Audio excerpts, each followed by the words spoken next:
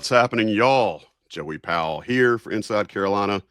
Tommy Ashley there for Inside Carolina. We're part of the On 3 network. Hope that you have got your subscription. If you have not, go ahead and get your new handle, get subscribed. $1 a month for like 3 months or something like that. It's something ridiculous, but we want you to join us at our new home at On 3. It's the same staff. It's the same top-notch, high standard, best production, best content in the business.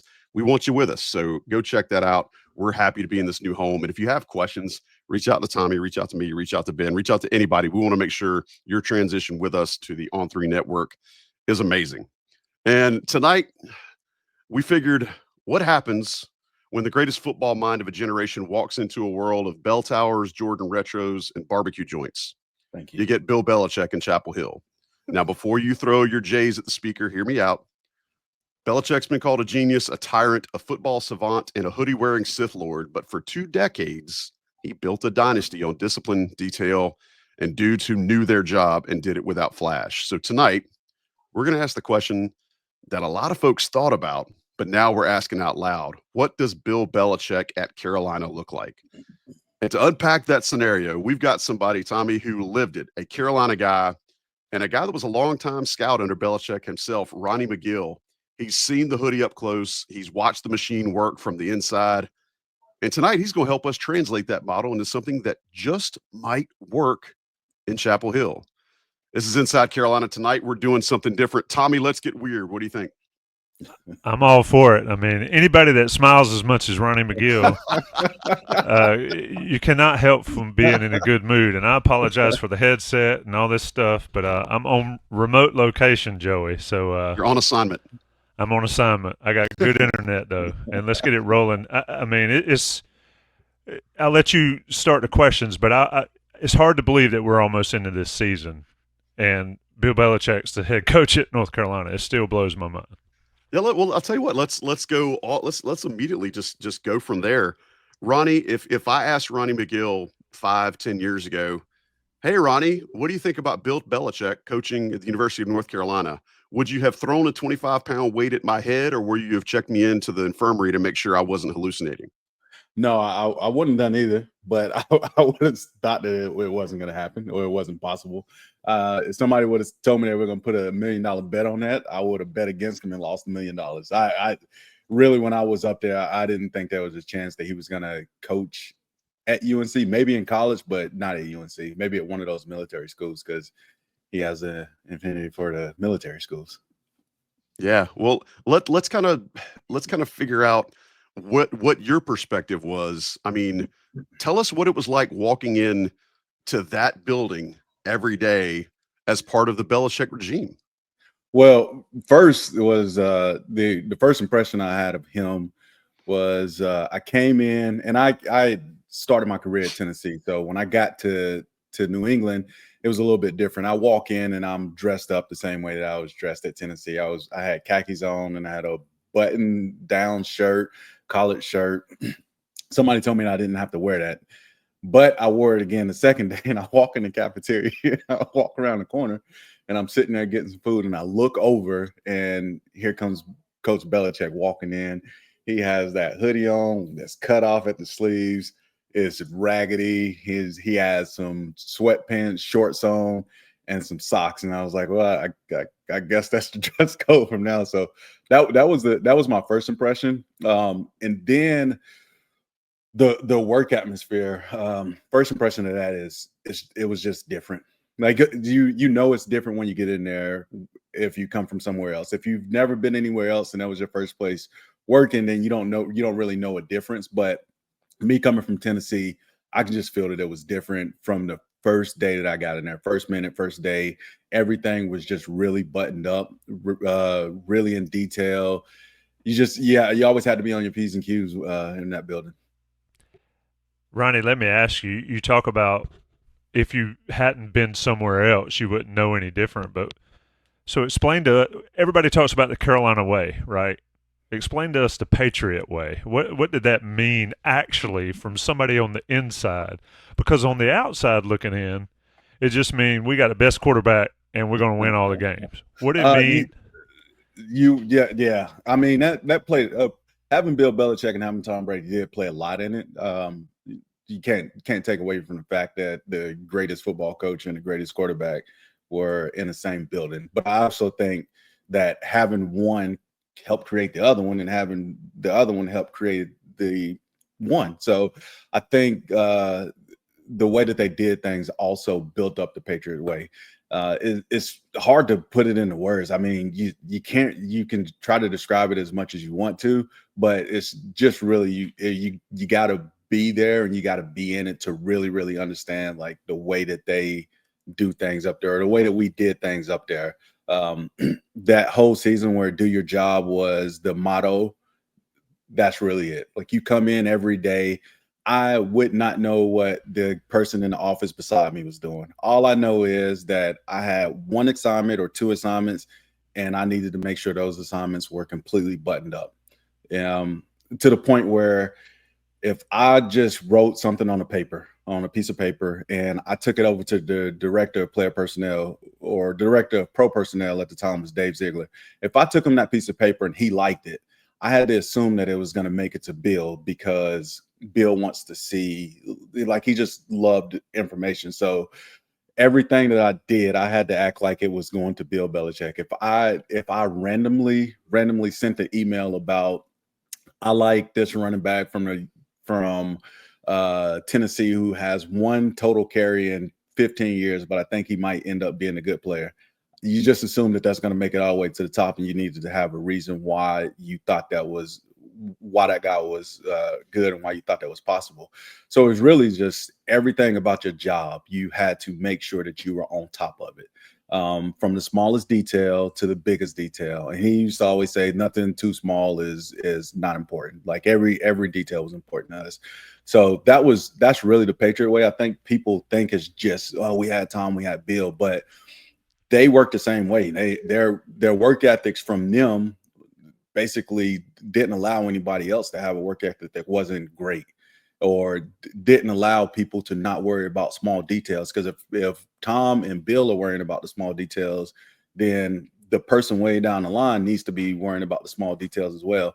And what I really did appreciate about there was, you don't get it very many other places. And I know from talking to people in other teams, is everybody's held to that same expectation. Everybody is held to the highest of standards. So do your job at the highest standards all the time. That's really it. Yeah, and it's fascinating. We watched the video that Carolina dropped, I guess, earlier in the week, and he said over and over, everything matters. Everything matters. And I don't think people really get that, and that's why having you here is a great way to sort of put that out there, and so to help people understand.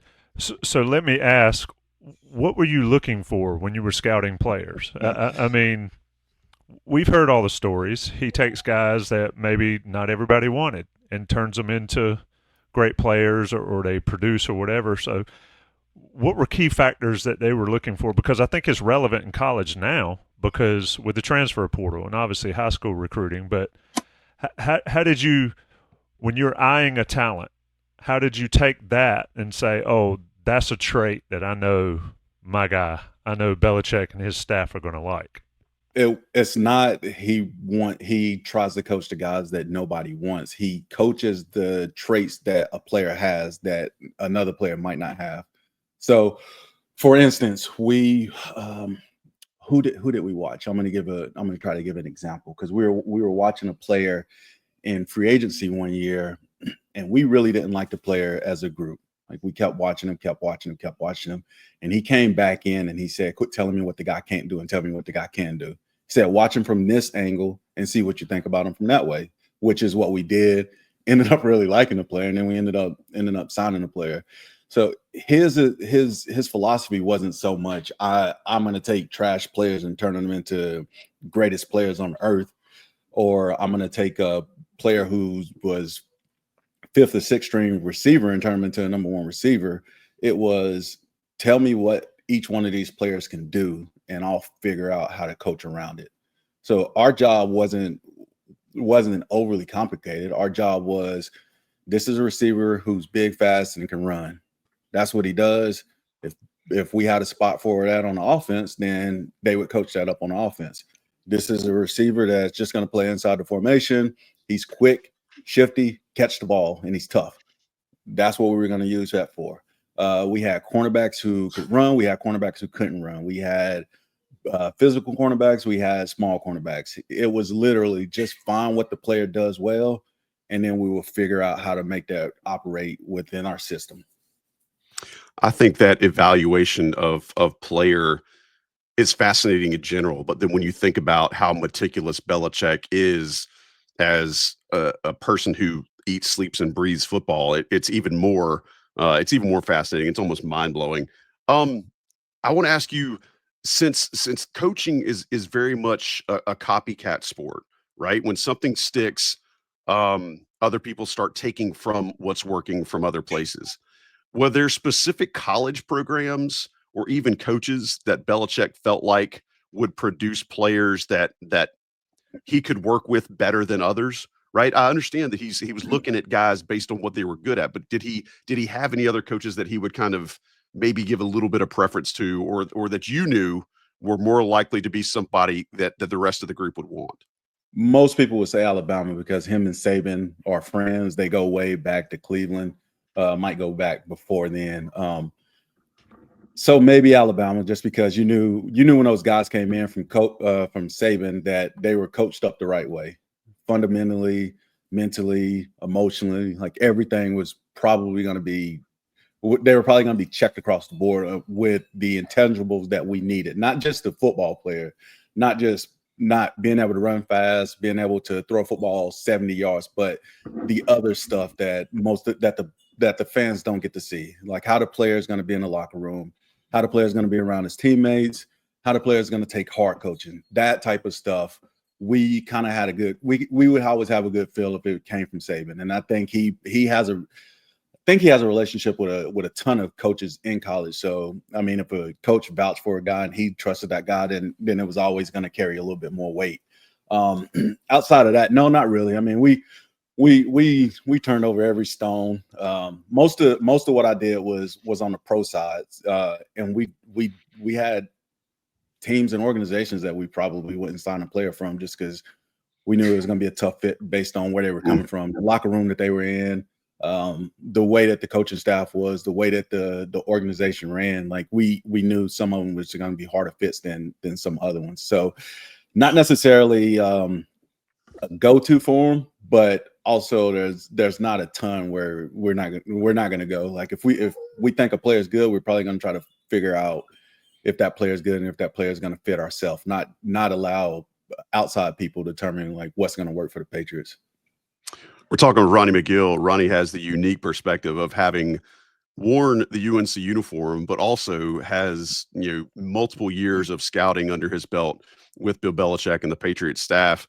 Ronnie, I'd like to ask this, and I think it's probably a beauty in the eye of the beholder situation. But again, when the beholder is what is considered to be the greatest mind in football history, I think there's a little bit of extra sauce on it. When you're looking at a guy in free agency and you're considering, would he or would he not be a fit? Is it one of those things where you're immediately looking for value, or would he instruct you to just look at what he's good at and tell me what he's good at? Right. I understand it's a little bit of a tricky question, and it probably changed season to season, but I want to see, how would you play that if he comes to you before free agency and just puts that at your feet? Well, I would initially start with just stacking my board, stacking across positionally, not worrying about the level of the players at first. I just want to get all my receivers, get all my running backs, quarterbacks, tight ends, and then I go across the entire board and I'm stacking, and I'm going down as I'm stacking across. So that way, once we get to the level of player that we're looking for, if we don't need a starting quarterback because we have Tom Brady, then I know that I don't need to really look at the top level guys. And I also know that the value of the players is going to decrease because of where I'm starting at, because I'm not starting at the top. I'm starting in the middle or going to the bottom. So That's probably the way in which I would initially begin. And questions probably because of the transfer portal and evaluations of all of the players in the transfer portal. I think what you do is you don't worry about what the value of the player is. And this is what I'm going to assume that he's thinking similar, because that's what he did in the NFL. Is you don't worry about the value of the player. You worry about how good the player is first.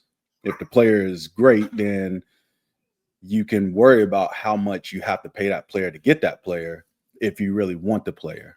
You shouldn't go into it thinking, oh, this guy is on ESPN's top 100, so he's automatically going to start out of our price range. I think each team should look at the player and see if that player is good enough to validate whatever value they're going to assign to him. Not the opposite way around, not say the value of this player should be such, so therefore we should be thinking about him in that top level of competition. What we never really missed on, and this is a credit to the way that Coach Belichick basically built up our personnel department, because it wasn't the same when I first got there, and then he got a little bit more hands-on. What we did a really good job on is not missing too high. Very rarely did we go out and we sign somebody to one of those top contracts and then that player didn't perform. Teams do it all the time, and teams screw themselves up and they set themselves back because they overvalue players and they overvalue a skill, like one specific skill. We never really did that, and then we ended up getting the players at the value in which we thought that they were worth. It sounds bad talking like that, but it's a business, and at the end of the day, I think more and more college fans are going to see this, but that's really what it is. I like people looking at UNC's recruiting class. If there's not that many 5-stars, and people say, well, I thought Coach Belichick was going to get all the 5-stars in here. Coach Belichick doesn't care about the 5-stars. Coach Belichick has always cared about the skills.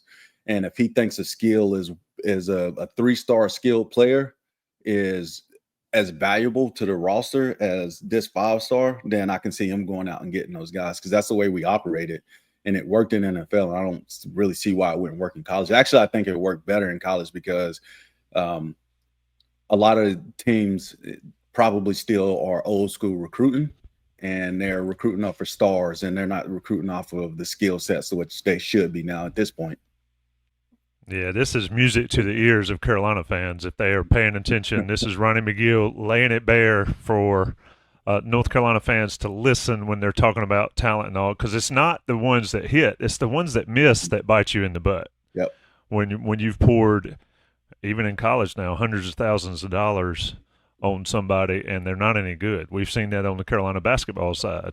I mean, that hurts really bad. Let me ask you, and you sort of hit on it a little bit, and I'm jumping around from Joey's outline he sends me. It's like I don't play inside the lines, Joey. I'm outside of the sandbox. But you mentioned Bill Belichick and his hands-on aspect of it. How hands-on was he? I know pro and college are different, and he's got a hand in everything at Carolina, but just for some perspective, how much was he in it day to day in every aspect of the Patriots and the organization and all? And what can really Carolina fans expect how that would translate to college, you think? Personnel side, not as much at the end of our time there, not day to day. So he wasn't in there watching every guy with us. But like I said earlier, if we brought up a guy to him, he's watching the guy, and he's gonna have an opinion on him. Coaching now, he there was a lot of hands on there. I saw that firsthand of him with the offense, him with the defense. I think what a lot of people probably just overlook is how much he knows about offense side of the ball. And that was a thing that like really caught me one time when I saw him and Randy Moss on the sideline talking. I was like, that's unbelievable. Then one year I was with the quarterbacks during the summer, so I sat in all their meetings and would go over would be in the meetings when they went over practices. And Bill came in one time and he ran a meeting, and it blew my mind, because I was like, oh, this is gonna be Josh and and Tom, and then it was Bill. He was like talking through all of the plays. I was like, man, this is unbelievable. He's like it is. I always describe him as, if you've seen A Beautiful Mind and you know what John Nash is like, he's like walking around and it looks like football's always, or like numbers always just going off in his head. That's how I picture it looks like in Bill's head. It's like it's a football going over here. It's a play being drawn up over here. Because just some of the stuff that he was saying when I was in those meetings, like, just changed my whole perspective. I thought he was a defensive coach who became a really good head coach. And I was like, no, he knows both sides of the ball. Also in personnel, like I said earlier, he would direct you if he saw a player differently. Like Jamie Collins was his. We watched that was one of the guys. We watched Jamie Collins at Southern Miss. He was like rushing the passer, or he was doing something different than he did when he got to New England. So we were watching him. And you don't know the grading scale, but we gave him basically like a lower backup grade, and he really liked him. And he came in and we were like talking about it, and he said, look at him as an off the ball linebacker who can play on the edge of the line. He was like, okay, we did it. And he ended up just going up and up and up the board.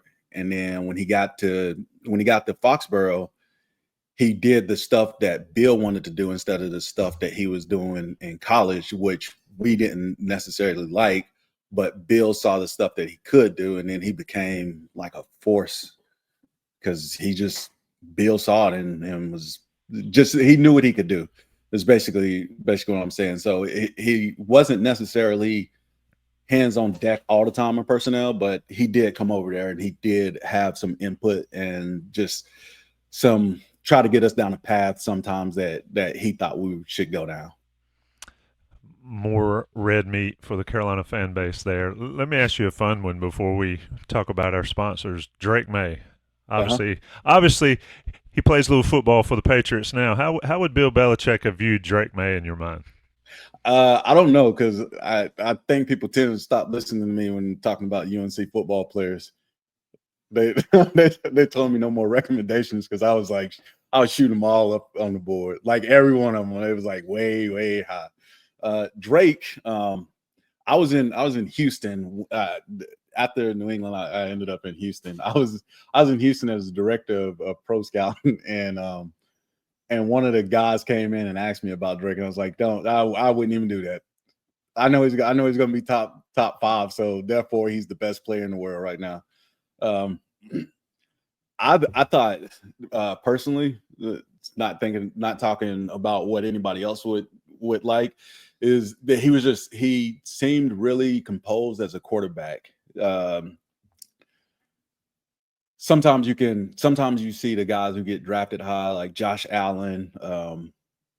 Lamar was a little bit where they're throwing, or something that they do is not polished enough to go that high.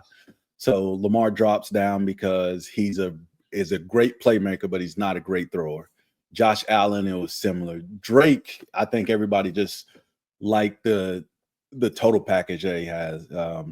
And he did it for 2 years. It was just the ability to process, the ability to make all of the throws. He did force some throws there last year that was trying to turn my hair gray, but for the most part, he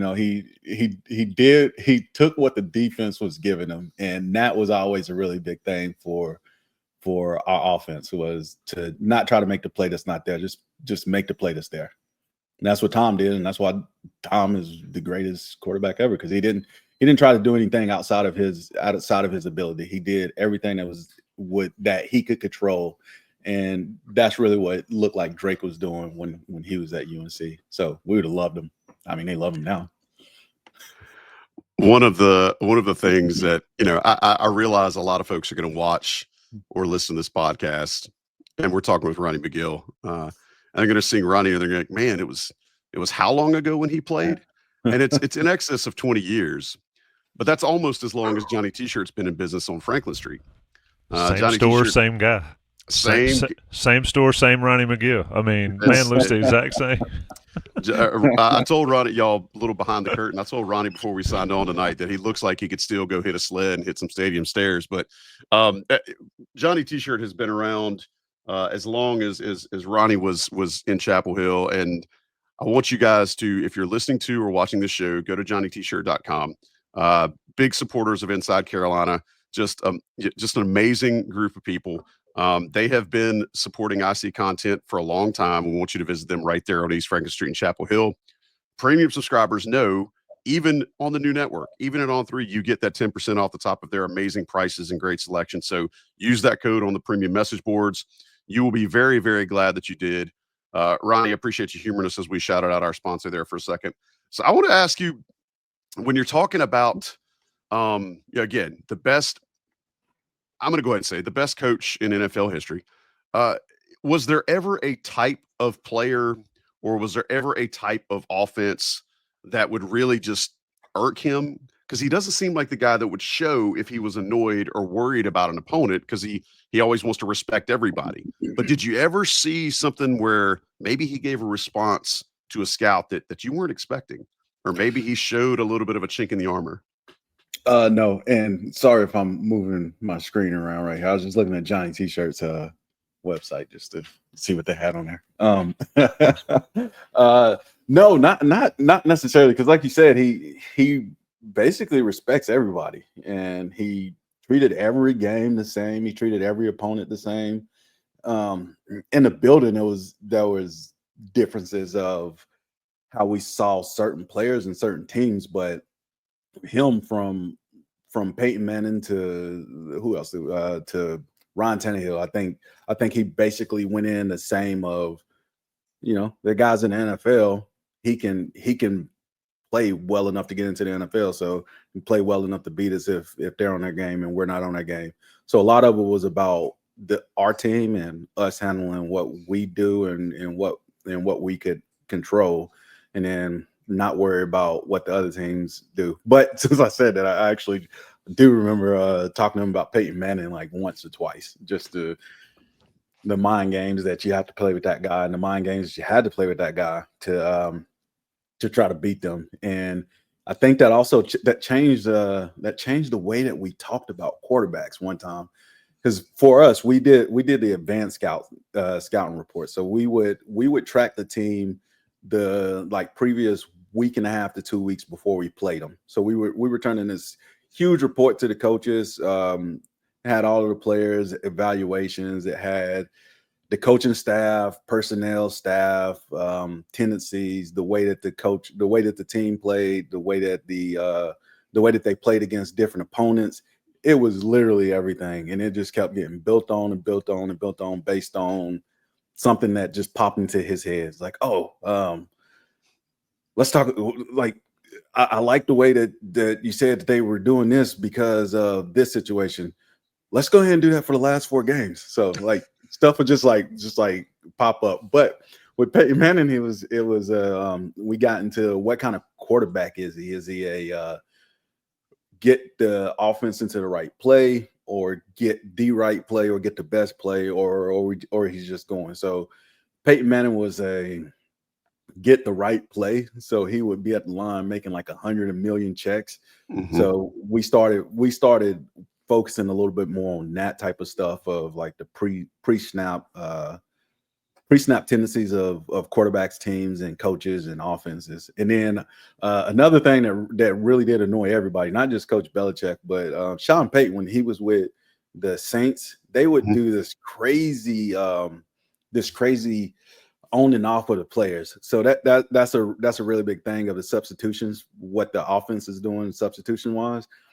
So we would go with the Saints for 15 minutes because they just did a bunch of crap.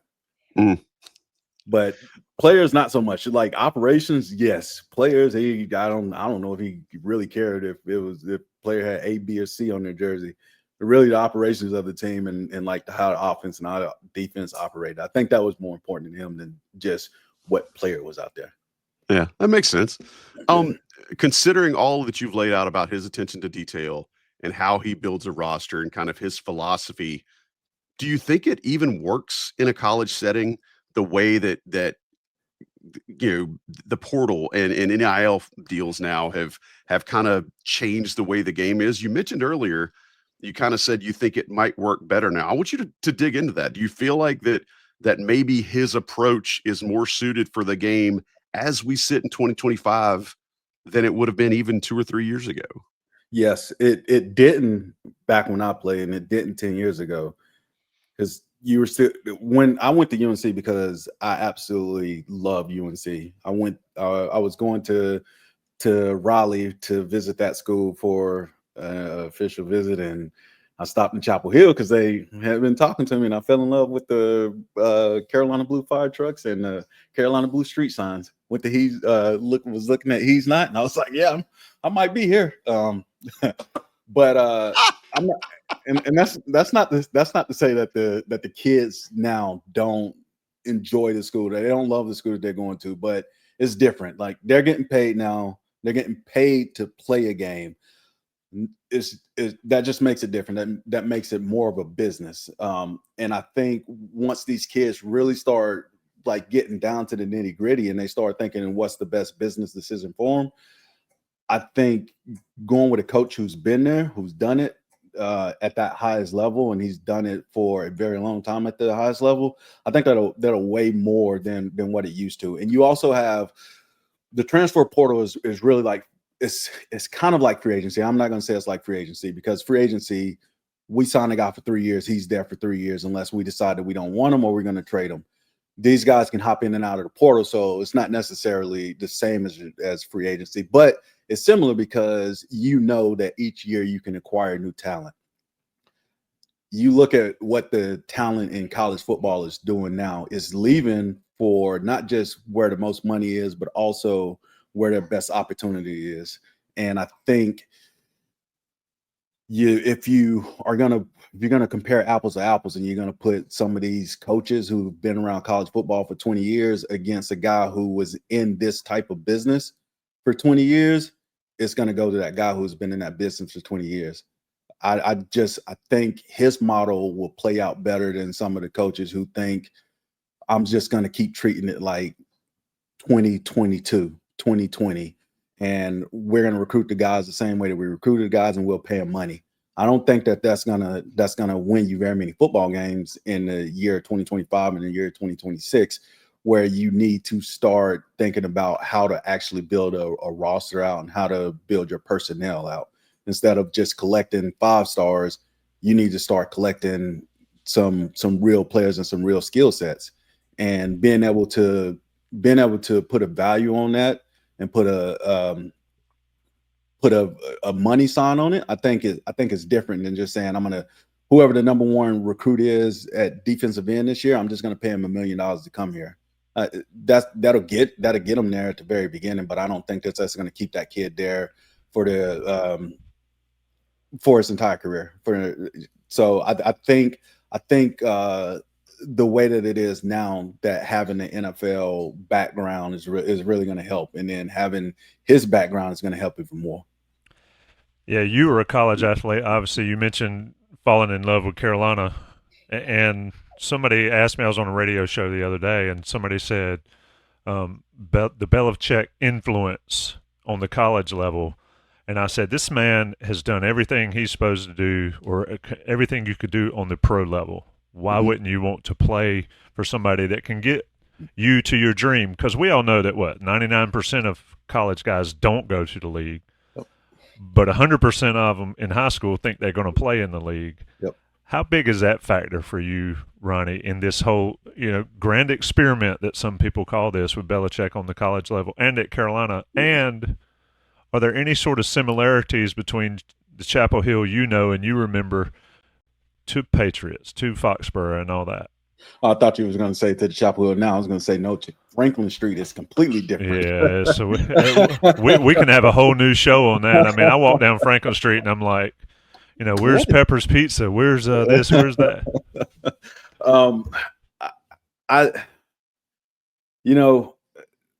I don't think it's hard to say the similarities between his college program that he's doing it for the first year, and then in the program that he built up for 2 decades in the NFL. So that just it's hard to say that there's similarities there.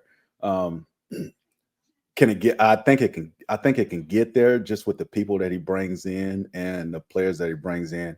Also, I don't think that it's the college, not the college, but the high school players that want to get to the NFL that he's gonna benefit off of. If I'm a high school player and Bill Belichick's coming to my house, to me that's really no difference than Ron Day coming to my house. There's no difference than Dabo Swinney coming to my house. The ones that I would say are the college. Can I say like specific college players? Like Carson Beck right now, who was the quarterback for Georgia and he transferred to the University of Miami. If I'm Carson Beck and my draft slot right now is, I think I'm going in the 5th or 6th round. So I'm saying, okay, I'm going back to college for a year, and I have Coach X from School X come into my house and say, hey, I can get you to the NFL. And I have Bill Belichick come in and say, hey, I can make you a star in the NFL. I'm gonna go with Bill. Like no disrespect to what the college coach has done in getting his college players to the NFL, but there's a lot of NFL players who get to the NFL who don't become that great of players. I can look at Bill Belichick and he can say, you know what? I took Jimmy Garoppolo in the 2nd round and I helped him become the starting quarterback in the NFL. I took Malcolm Butler as an undrafted free agent in NFL and he became an not all pro, but Pro Bowl player earning tens of millions of dollars. I took Stephon Gilmore when people were saying that he wasn't as good as he was at Buffalo, and I turned him into the defensive player of the year. That to me is where he has the heads up, it's not the college guys, because for the college, or not the high school college guys, the high school guys, it's not the high school guys because they got such a long way to go to be able to get there. It's the guys who are right there at the doorstep of the NFL who know that they are capable of playing in the NFL and they are good enough to play in the NFL, and to have a guy who's actually done it in the NFL. That's why I think the difference is. I think transfer portal guys with 2 and 3 years of experience, if they were wise enough, then they would really consider, if the money's equal, go to UNC. You got Bill Belichick. Like there's nothing else that you should say. Your next step is going to be in the NFL one way or another. It's either going to be because you weren't good enough, you ran out of time in college, or it's because you're good enough and you decided to leave and somebody's going to take this opportunity on you. I think he gives you the best opportunity to get there and actually make the most out of it. Like there's nothing that you're going to do in the NFL that he won't be able to have you prepared for. And again, I'm not crapping on college coaches, but you've never coached in the NFL. You having 100 players get drafted is great. There's hundreds of players that get drafted every year that barely touch the field. I don't like, at some point that's not going to matter. And at some point, what the guy did in the NFL and his ability to turn the regular NFL player into a Pro Bowler or all pro, that I think that should be a bigger recruiting statement than like, hey, I've had 7 guys drafted last year. Like, great. Yeah, and that's why, now's the time for this to happen, for Belichick to come back. Because like you mentioned, even 3 years ago, 4 years ago, this doesn't work because you're trying to recruit high school kids. And to your point, they see stars and it's all a great thing. Let me ask you some fun questions. These are all fun. These all been fun. Well, we're going to get even funner if that's what we're – When did you turn something into Coach Belichick and he not like it? Or when did you ever did you ever get crawled for some of your work under Belichick? Yes, I did. It's not a good feeling. You feel like you're at the bottom of the world. One, I turned an advance in. It was during the COVID year. I had a lot of stuff going on. I was like, man, I'm gonna turn this advance in. Because it's been bogging me down for for the summer. So I'm gonna get it in there. It seems like good work. That was a terrible idea. He didn't say it. It came back from like two people. And That's even worse. I was like, oh man, he sent it down the ladder. So come on, examples now. Real life examples. It's been need what, details, 5 bro. years? 5 years. Yeah.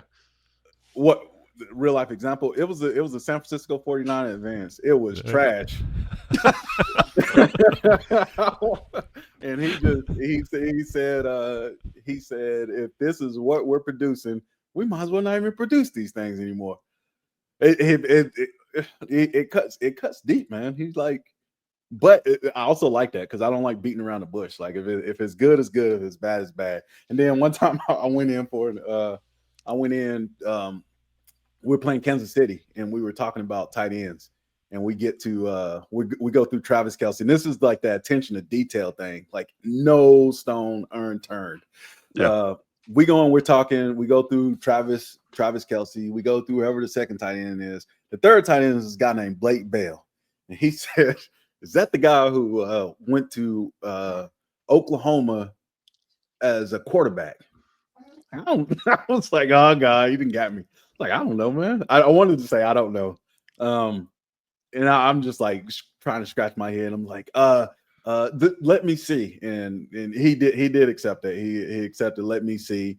And then he asked me what hand he threw with. And I was gonna come up with a lie. And I was like, if I come up with a lie and he throws with the other hand, then I'm toast. And then we played, I think teams started doing it on purpose though. We get signals for games. Like we would get the signals for the other teams.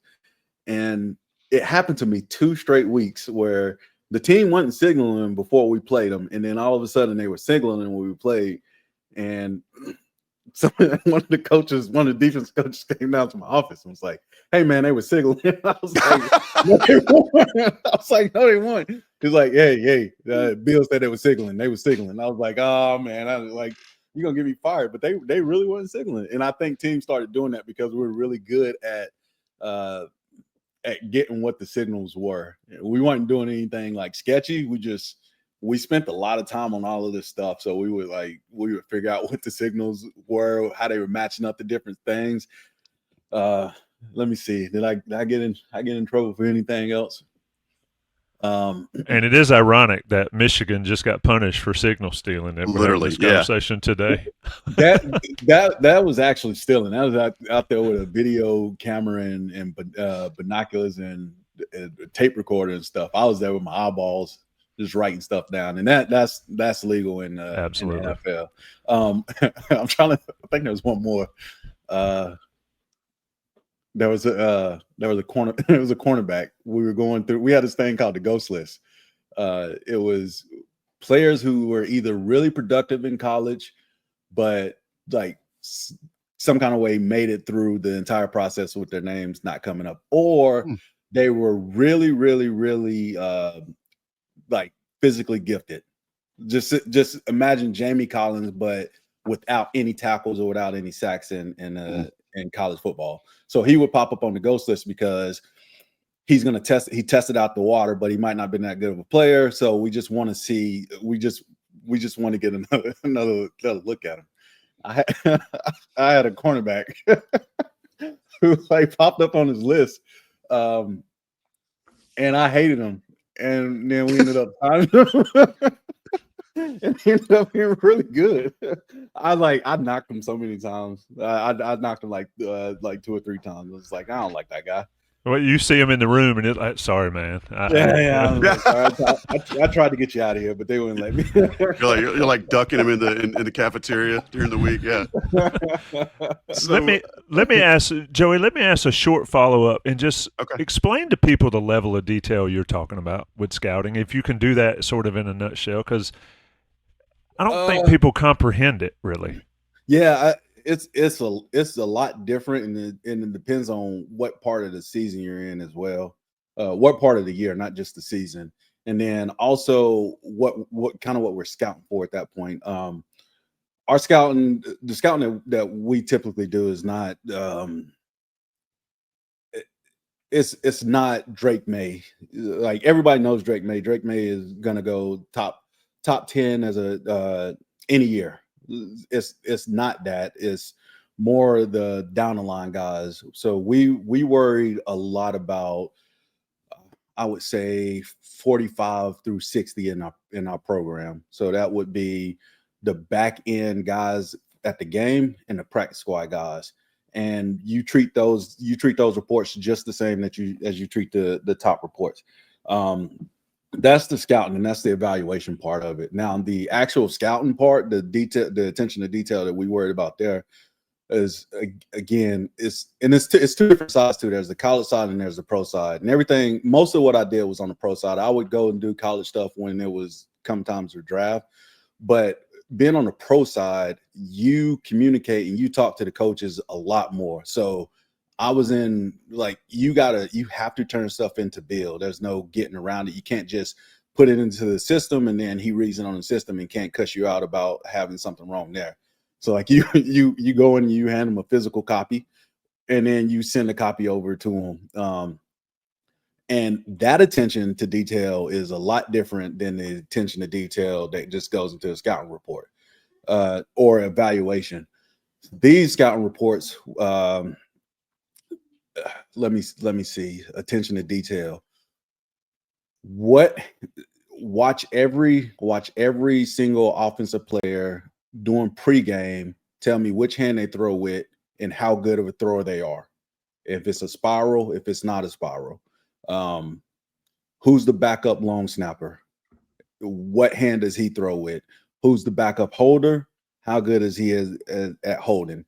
So it's not just evaluating players for what they're going to do on offense and defense. It's actually evaluating the players in terms of the entire team. And like, that's what's kind of scouting we did. And that's what kind of scouting we did on the pro side. And that's what kind of scouting we did for him. And I mean, literally everything. We would talk about the role of Desmond Trufant with Atlanta versus the role of Alford for Atlanta. Why they brought Alford in when they already had Trufant? What's their different skill sets? How do they work within their scheme? How does the coaches like to use them? What's the difference between I'm trying to think of another good one, like Miami's running backs. Like if they have 4 of them, what's the role of each one of those players? At this point, we're not just talking about this player is a running back who runs through tackles and has quick feet. Mm-hmm. Rashard Mostert is their third down back. He's explosive. They like to get him out in one-on-one situations on third down to try to isolate him against the linebackers. When he's out of the game and they bring in this running back, they're most likely going to be in 12 personnel. This is when they want to try to run the ball. They're going to try to basically smash mouth this. If they have both of the guys on the field at the same time, this is going to be this guy's role. That's going to be that guy's role. This is how they're going to be used in those different roles. If we're playing against Baltimore and it's a Friday or a Saturday, then we start looking at their roster and we try to guess who they're going to have active and who they're going to have down on game days. You go through each player's position, what their role is on game days, how they use them on game days, and why they would or would not be active on game days. So Joey Powell is the 6th safety. He's their backup box safety, but he also plays on special teams. He's a four-phase special teams player. So that was probably going to get him to the game over Tommy. Tommy is more of a defensive player. So if the first and second linebacker are hurt, then Tommy's most likely to get to the game because he's going to come in and play defense, but then he also might be able to play special teams. Joey doesn't have that role, but if they want to get Joey to the game because they have a receiver that's hurt who normally plays on special teams, so they're down one special teams player, Joey comes to the game because he's going to play on special teams, but he might not necessarily be able to play on defense because then they'll bring up another guy to play linebacker if they need him. You know what I'm hearing? I'm hearing a coach that absolutely refuses to be caught by surprise. That's exactly what I hear. When you start talking about like what are their third and fourth string guys doing? How are they throwing? who's their backup long snapper. That sounds like a guy that's trying to be prepared for any potential trick play. And that's fascinating to me. Yeah. I would say that all those years that I was up there, I can't remember one time that a team did something that we didn't expect. We were losing to San Francisco 30-0 at one point. And I don't think that it like boggled his mind that we were losing to 30-0. We ended up losing the game 33-30. We made a complete comeback. I don't think you can make a comeback like that if you're not prepared for everything that team could or couldn't do. I think some teams had very good game plans against us, so they were able to jump out ahead of us like that. But I don't think there was anything that teams ever did that we just weren't ready for. Like he would literally prepare for everything, and you had to. If it was your team, then you always had to think the same way. So you had to try to think like Bill Belichick, which is basically be prepared for anything that this team's going to do. Any A, B, or if A and B are not there, then what are their C and D? And we would try to make sure that the team was ready for that. Again, we did more than just player evaluations. Like this was some of the scouting stuff that like we really enjoyed, just because you felt like we were so collaborative that all of the games was us and them and the players. It's chess, not checkers. And I mean, everything you just said, to parrot Tommy from earlier, that's going to be music to Tar Heel fans' ears, because there were so many times in recent history where they lost games that they should have won because they were unprepared. And it sounds like at least a lack of preparation or a lack of awareness of what your opponent might do is probably not going to be an issue here. All right, Ronnie, we have enjoyed this time with you. I'm going to hit you with two more questions, very lighthearted, to get you out of here. That Tommy and I'm going to tell you, we could sit here and do this for another 2 or 3 hours and not have a problem with it. But I want to be respectful of your time.